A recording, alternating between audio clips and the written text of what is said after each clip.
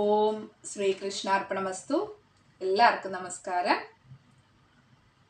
ആത്മാവിൻ്റെ പ്രയാണം 63 നായന്മാരിലൂടെ കുങ്കിലിയ കലയ നായനാരെ കുറിച്ച് മനസ്സിലാക്കാം.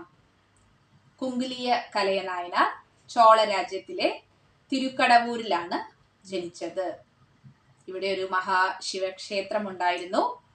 ഭഗവാന്റെ പേര് അമൃതഗഡേശ്വരർ എന്നാണ്. ഒരിക്കൽ ദേവന്മാരും അസുരന്മാരും ഒരു കലം അമൃത് കൊണ്ടുവന്ന് അവിടെ വെച്ച് കുളിക്കാൻ പോയി.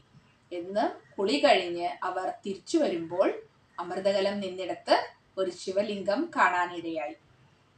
അതുകൊണ്ടാണ് അമൃതഗഡേശ്വരർ എന്ന പേര് അതിന് വന്നത്. മാർക്കണ്ഡേയൻ ഈ ലിംഗത്തെ ആരാധിക്കുകയും 16 വയസ്സുള്ള ഒരു അമർത്യ ബാലനായി മാറുകയും ചെയ്തു. ഇവിടുത്തെ ദേവിയുടെ പേര് അഭിരാമി അമ്മയാണ്. ഈ അമ്മ ഭക്തനു വേണ്ടി അമാവാസി ദിനത്തെ പൂർണ്ണചന്ദ്രനാക്കി മാറ്റി. കുങ്കിലിയ കലയ നായനാർ ഒരു ബ്രാഹ്മണ കുടുംബത്തിലാണ് ജനിച്ചത്. എപ്പോഴും ഒരു കലം കയ്യിലുണ്ടായിരുന്നു, ധൂപം കത്തിക്കാനായി. അതുകൊണ്ടാണ് അദ്ദേഹത്തിന് ആ പേര് വന്നത്. ഭഗവാൻ തന്റെ ഭക്തനെ പരീക്ഷിക്കാൻ തുടങ്ങി.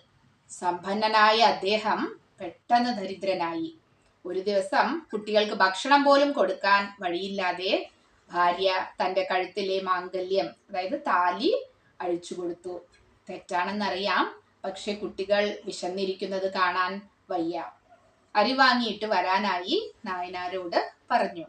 താലിയും വാങ്ങി നായനാർ മാർക്കറ്റിലേക്ക് പോയി.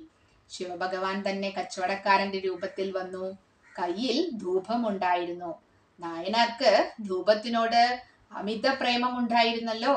ഭഗവാന് ധൂപം കാണിച്ചാലേ അദ്ദേഹത്തിന് ഉറങ്ങാൻ കഴിയുകയുള്ളൂ. താൻ എന്തിനാണ് വന്നതെന്ന് മറന്ന് ധൂപവും വാങ്ങി നേരെ ക്ഷേത്രത്തിലേക്ക് പുറപ്പെട്ടു. രാത്രിയായിട്ടും ഭർത്താവിനെ കാണാതെ വിഷമിച്ച് ഭാര്യയും വിശന്നു കരഞ്ഞ് കുഞ്ഞുങ്ങളും ഉറങ്ങിപ്പോയി. ശിവഭഗവാൻ ഭാര്യയ്ക്ക് സ്വപ്ന ദർശനം കൊടുത്തു. താലി കൊടുത്തത് അവരാണല്ലോ. എല്ലാ സമ്പത്തും പഴയ പോലെ തിരിച്ചു വന്നു. രാവിലെ എഴുന്നേറ്റപ്പോൾ എല്ലാം മാറിയിരിക്കുന്നു. ഭഗവാന്റെ സ്വപ്ന ദർശനം കിട്ടിയ സന്തോഷത്തിൽ ഭാര്യയും മതിമറന്നു. അതൊരു സ്വപ്ന ദർശനമായിരുന്നില്ല, ശരിയായ ദർശനമായിരുന്നു. വേഗം അടുക്കളയിൽ ഭക്ഷണമെല്ലാം ഉണ്ടാക്കി ഭർത്താവിനെ കാത്തിരുന്നു. ഇതൊന്നും അറിയാതെ ധൂപം കത്തിച്ച് ബോധമില്ലാത്ത അവസ്ഥയിലായിരുന്നു നായനാർ.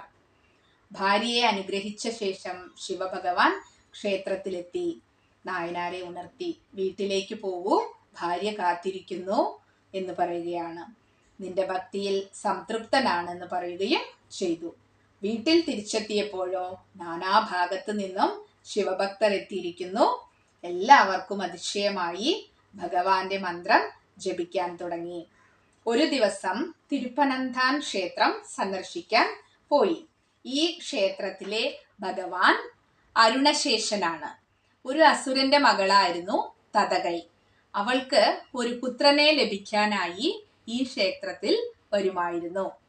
പൂജയുടെ അവസാനം ഒരു മാല ശിവലിംഗത്തിലേക്ക് ഇടുവാനായി കൈ പൊക്കാൻ തുടങ്ങിയപ്പോൾ അരയിൽ നിന്നും തുണി വഴുതി. അത് പിടിക്കാൻ ശ്രമിച്ചപ്പോൾ കൈ പൊക്കാൻ കഴിഞ്ഞില്ല. അപ്പൊ ശിവലിംഗം താഴേക്ക് ഇറങ്ങി വന്ന് അവളുടെ കയ്യിൽ നിന്നും ആ മാല സ്വീകരിച്ചു. പലരും വന്ന് ശിവലിംഗത്തെ പഴയ പോലെ ആക്കാൻ നോക്കി. ആർക്കും കഴിഞ്ഞില്ല. രാജാവിന് വിഷമമായി. നായനാർ വിവരമറിഞ്ഞു. അദ്ദേഹം ഒരു കയർ ഉപയോഗിച്ച് ലിംഗം കഴുത്തിൽ കെട്ടി പതുക്കെ വലിച്ചു. ലിംഗം നിവർന്നു. എല്ലാവരും അത്ഭുതപ്പെട്ടു. നായനാരുടെ മഹത്വവും ഭഗവാനോടുള്ള ഭക്തിയും എല്ലാവരും തിരിച്ചറിഞ്ഞു. ഓം ശിവശക്തൈക്യരൂപിണ്യൈ നമഃ. അടുത്ത നായനാരുമായി വീണ്ടും കാണാം. നന്ദി, നമസ്കാരം.